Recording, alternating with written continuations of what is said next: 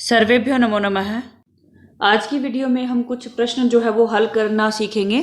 अभी मैं केवल रिवीजन करवा रही हूँ। रिवीजन के अनुसार ही आपके जो प्रश्न आते हैं पेपर में वो आपको सॉल्व करना सिखाती हूँ। आज की वीडियो में हम प्रश्नवाचक शब्द जो हैं वो किस प्रकार से आप इस्तेमाल करेंगे और किस प्रकार से आपको प्रश्न हल करना है, और कुछ आगे भी एक दो प्रश्न और देखेंगे। तो पहला आपका प्रश्नवाचक शब्द वाला है कि प्रश्न निर्माण किस तरह से किया जाता है, तो आप किस प्रकार से शब्द इस्तेमाल करेंगे। 6 ऑप्शन यहाँ पे आपके पास होंगे, 5 आपको करने होंगे, तो 5 नंबर का ये प्रश्न होगा आपके पेपर में।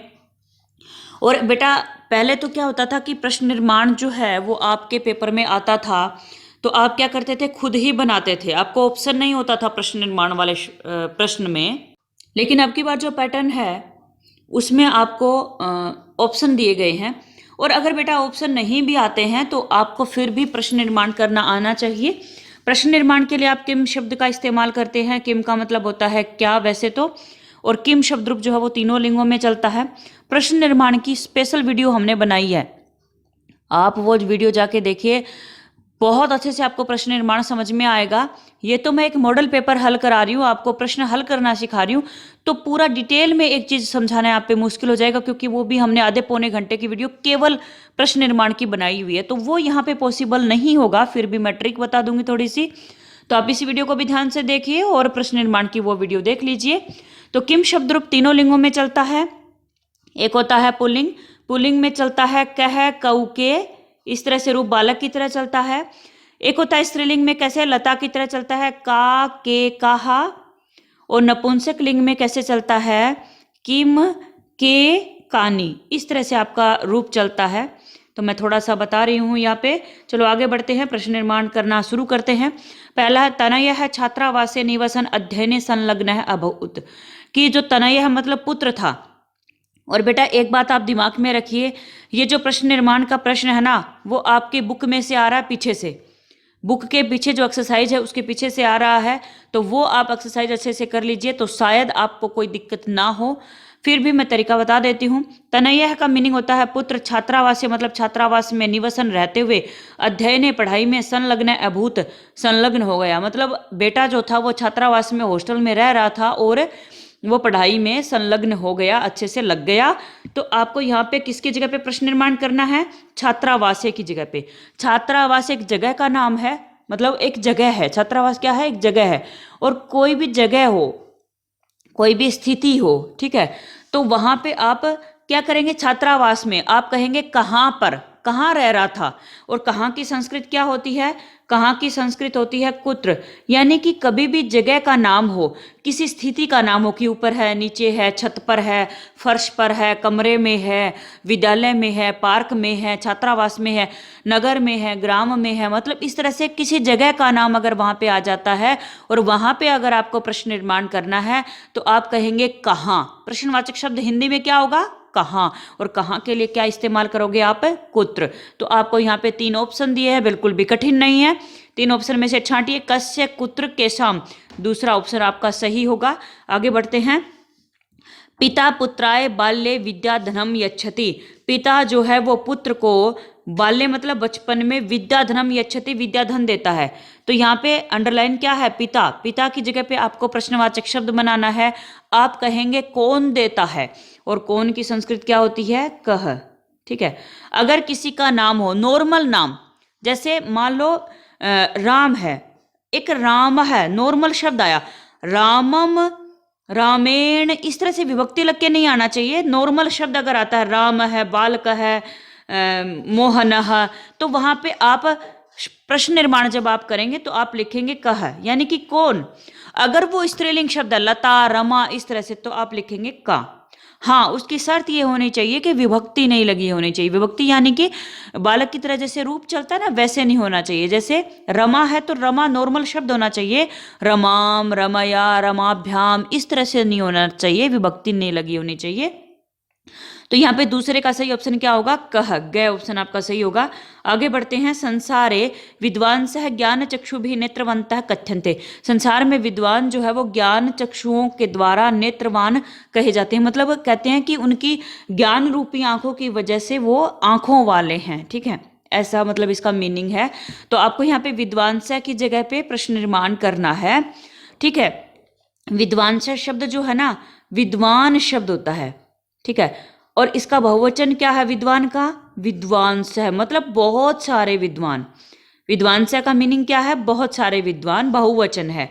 और आप बहुवचन में क्या करते हैं, देखिए कह पुल्लिंग है ना, कह कऊ के, बहुवचन में क्या होता है? के होता है।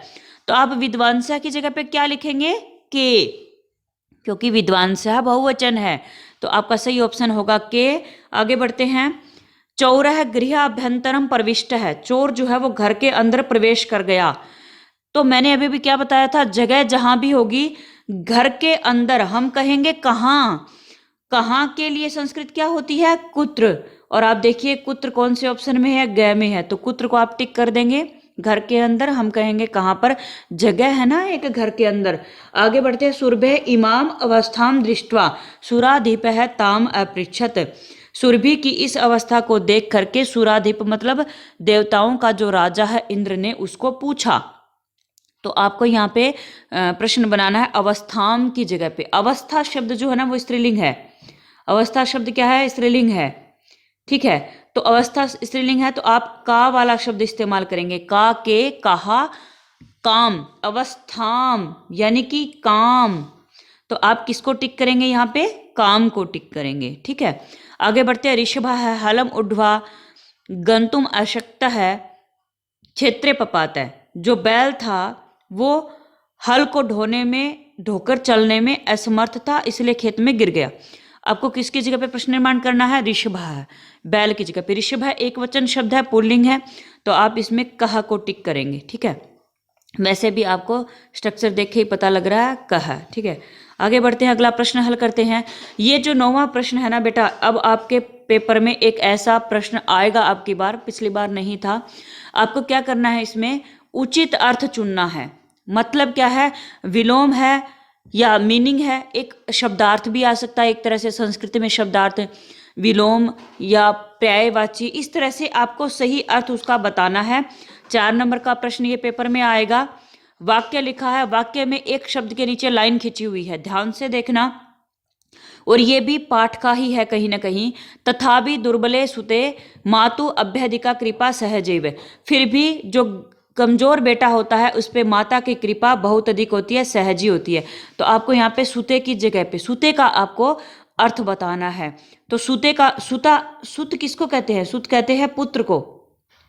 तो यहाँ पे पुत्र कहाँ है? पहले ऑप्शन में पुत्रे, ठीक है। सुत जो है वो पुत्र का पर्यायवाची है, पुत्र का पर्यायवाची है, ठीक है। आगे बढ़ते हैं। मार्गे गहने कानने सा एकम व्याघ्रम ददर्श, रास्ते में गहन जंगल में उसने एक बाघ को देखा। तो आपको यहाँ पे कानने का अर्थ बताना है। कानन का अर्थ होता है जंगल, वन, और कानन का पर्यायवाची यहाँ पे क्या है? अरण्य। अरण्य का मीनिंग भी वन ही होता है, जंगल ही होता है। आगे बढ़ते हैं। ये मीनिंग तो आपको पता ही होना चाहिए, अगर पाठ आपने ध्यान से हिंदी अनुवाद किया है तो आपको कोई दिक्कत नहीं होगी। सह ऋषभ है गंतुम अशक्त है आसित, वह जो बैल था वो जाने में असक्त है यानी कि असमर्थ, आसित था। असक्त है क्या होता है? अशक्त। शक्त क्या होता है? शक्त होता है शक्ति होना, ठीक है। शक्त का अर्थ होता है शक्ति।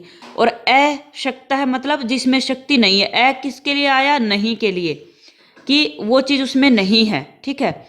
जैसे समर्थ, समर्थ का विलोम क्या होता है? असमर्थ। तो ये शक्त का विलोम है अशक्त है, यानी कि उसमें शक्ति नहीं है।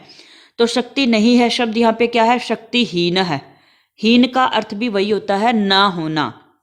आगे देखते हैं। श्रृगालेन सहितम पुनर्आयातम व्याघ्रम दुरात दृष्ट्वा बुद्धिमति चिंतितवती, कि श्रृगालेन सहितम गिद्दड़ के साथ दोबारा पुनर्आयातम व्याघ्रम दोबारा आते हुए बाघ को दुरात दृष्ट्वा दूर से ही देख करके बुद्धिमति चिंतितवती बुद्धिमती ने सोचा। तो आपको यहाँ पे श्रृगालेन यानी कि श्रृगाल का मीनिंग क्या होता है? गीदड़। गीदड़ का पर्यायवाची यहाँ पे बताना है क्या है? गीदड़ का पर्यायवाची है जम्बुकेन। जम्बुक मीन होता है गीदड़, क्योंकि करीना हाथी, सिंह का मतलब होता है शेर, और जम्बुक का मतलब होता है गीदड़। तो श्रृगालेन का पर्यायवाची अर्थ यहाँ पे क्या है? जम्बुकेन। आगे है बहुनी अपत्यानि में संति इति सत्यम, कि बहुत सारे बेटे हैं मेरे, ये सच है। तो आपको मे का मीनिंग बताना है। मे का मीनिंग होता है मेरे, और मेरे की संस्कृत यहाँ पे क्या है, मम। ठीक है, मैं और मम का एक ही मीनिंग है, मतलब क्या, मेरे। अगर आपको वीडियो पसंद आए तो लाइक, शेयर और सब्सक्राइब कीजिए, और इससे संबंधित जो भी सुझाव है वो आप हमारे कमेंट बॉक्स में लिख सकते हैं। धन्यवाद।